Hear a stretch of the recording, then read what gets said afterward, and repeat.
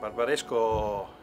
ha vissuto questo excursus, questo periodo di tempo in cui è partito dalla candidatura del 2006, l'anno in cui io mi sono insediato, fino ad arrivare l'anno scorso con il riconoscimento. Perché Barbaresco è entrato a far parte di questo patrimonio? Fondamentalmente perché indubbiamente è un paese molto bello, il paesaggio è molto curato, le colline sono pettinate dai vigneti, ci sono dei castelli nella zona di produzione, i vini sono fantastici, ma perché oltre ad essere un luogo magnifico può vantare una storicità del vino, ossia proprio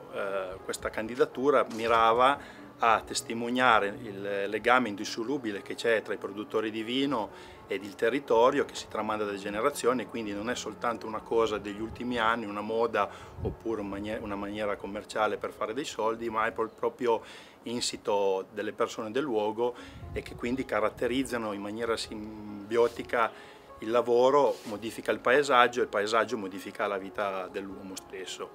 Barbaresco ha seguito sin dai primi momenti questa candidatura, che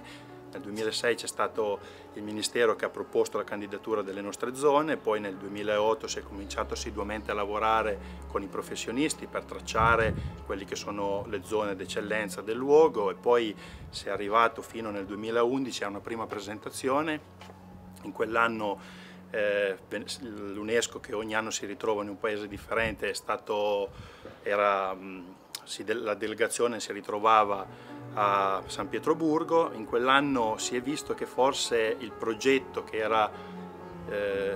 diciamo un mix tra la zona ideale, la volontà dei sindaci e altri 1000 fattori, non era forse così premiante, quindi si è pensato di tornare sui propri passi e di fare un ulteriore aggiustamento per avere ancora un paesaggio, una candidatura più ideale.